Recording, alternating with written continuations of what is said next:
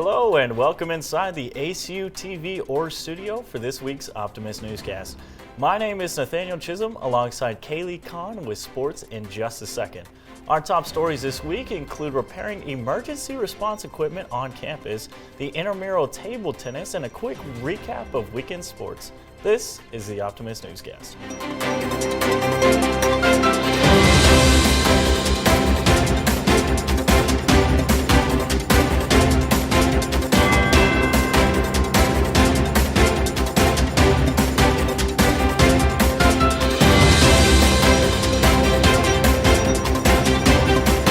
Fraternity Nu Kappa Psi and sorority Omicron X Psi posted probates this month for the new members to their respective organizations.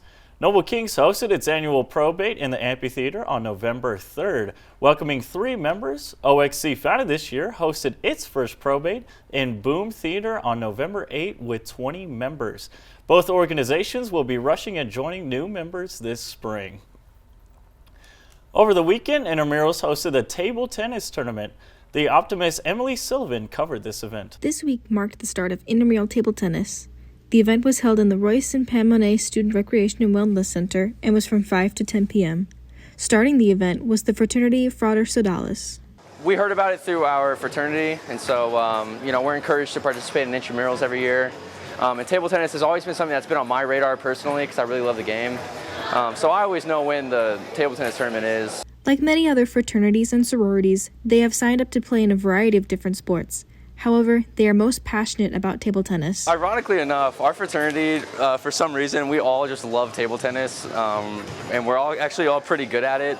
And so this is like the one sport we all take kind of seriously every year. Hopefully, we can get 1st through 10th this year, shooting for number 1, so that'll be cool. To wrap it all up, the winner of the women's division is Sarah Thompson. For the men's division, Drayton Whedon took home the gold. For The Optimist, I'm Emily Sullivan.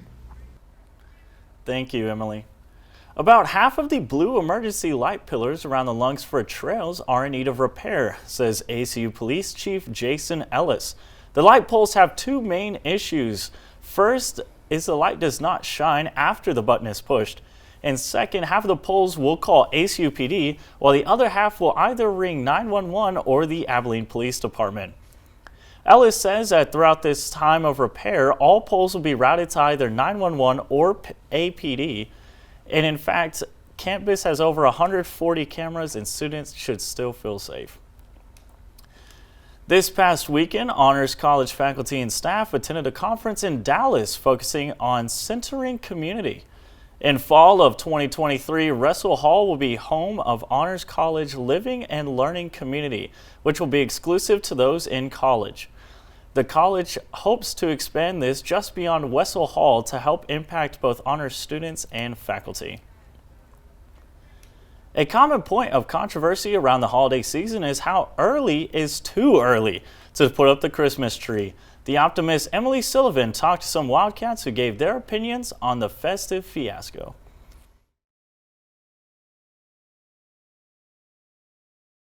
It's beginning to look a lot like Christmas here at ACU.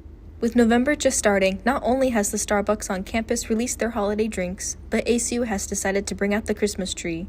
This year, the 35-foot tree towers over the campus center. Some students are excited that the tree has finally arrived. I personally think that the Christmas tree is up at the right time, simply because when the holidays end, I think everybody's quick to start a new year and they're just ready to rid December and all the holiday time. So I feel like starting a month early or a little over a month early is kind of a good time, honestly, just so that we can get in the spirit. I think it's perfect because I'm really stressed with classes, and it brings me like a lot of joy. It makes me really happy. It's just a tree, you know? However, even though the feeling of Christmas spirit is nice, some say it's too early to put up the tree. I really like it. I do love the Christmas spirit, but I think it's up too early. Maybe it's permissible to have it up a little earlier than Thanksgiving just because we're on a college campus, but typically I would say to wait to celebrate Christmas until after Thanksgiving. Yeah, the Christmas tree is up too early because it just finished Halloween and just random Christmas tree out of nowhere. People are partying on Halloween and like all of a sudden, like the day after, there's like a Christmas tree. I mean, if they could get rid of it, they should. According to the ACU calendar, the campus will be hosting a Christmas tree lighting on December 4th. Until then, may your workload be manageable and light, and may all your exams be multiple choice. For The Optimist, I'm Emily Sullivan. Thanks, Emily. Here's Kaylee Kahn with our weekend sports update. Kaylee? Thanks, Nathaniel. Men's basketball and football each faced opponents on the road over this weekend. Our sports team followed along to give you the recap. After a close 34-29 first half with the Aggies lead, the Aggies ultimately pulled away 77-58 here at Reed Arena in College Station.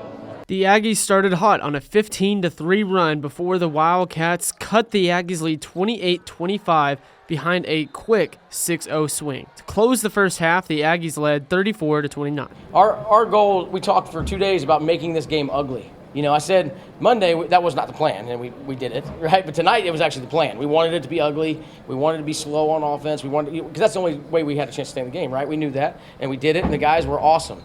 They did a great job, and we were in the game. We talked about the first 4 minutes of the second half was really important, and unfortunately we lost the first 4 minutes.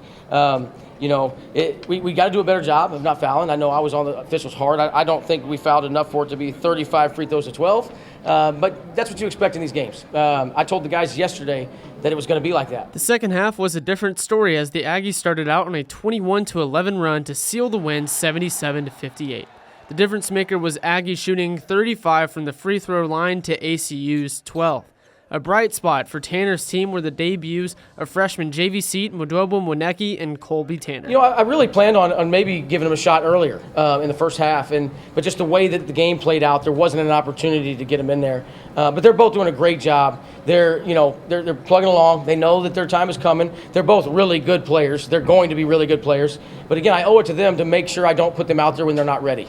Last year, the Wildcats went to double overtime with the Aggies in an 81-80 loss. The Wildcats lost this year's rematch and are now 1-1 on the year, look to bounce back next week. They'll go toe-to-toe with anybody. They'll compete with anybody. I think they know that. Abilene Christian has been on the map for a couple of years now, and it's because of guys in that locker room.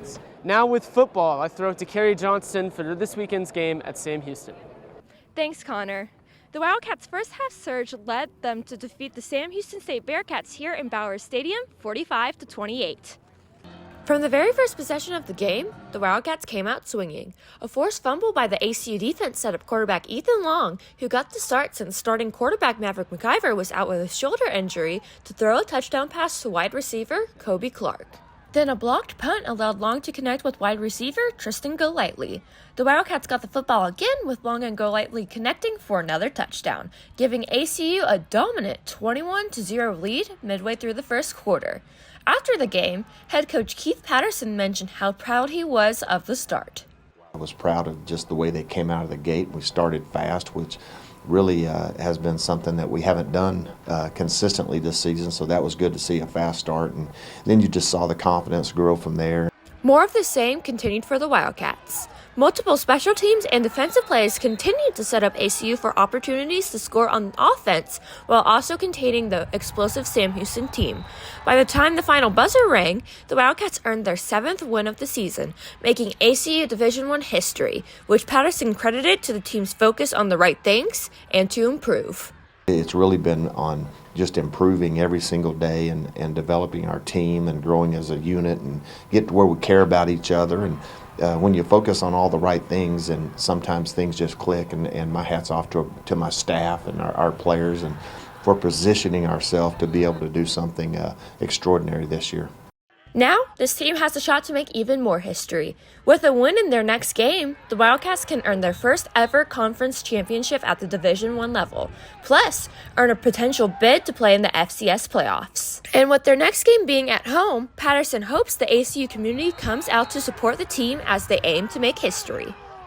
They've gone on, they've met every challenge that we've asked them to meet, and I think it's just a great opportunity to really just show our support and because I think they deserve it. I mean, they just continue to get better, and they're excited about the opportunity to play for a WAC championship. The Wildcats' next game will be for the WAC championship as they take on Stephen F. Austin at home on November 19th. That's all for me and Connor from East Texas. Kaylee, back to you. Women's basketball played 2 games this week, finishing 1-1. Their first game was their home opener against Howard Payne. After a tight first quarter, the Wildcats pulled away, primarily leading guard Zoe Jackson's career-high 22 points, and the team took home the win, 89-37. The team went on the road as they played Rice University in Houston. After a hard-fought first half, ACU would go into halftime with a 7-point lead. However, Conference USA opponents found their second wind rather quickly and would score 23 more points than the Wildcats in the second half, bringing the final score to 85-69 Rice. Coach Goodenough thought it would be a great opportunity to see what this team could do on the road. I thought it was a great opportunity for us just to see what this team would do on the road. How are we going to respond? And, you know, for the most part, I was really pleased with our output, our energy, effort. Execution was not exactly where it needed to be in the third quarter.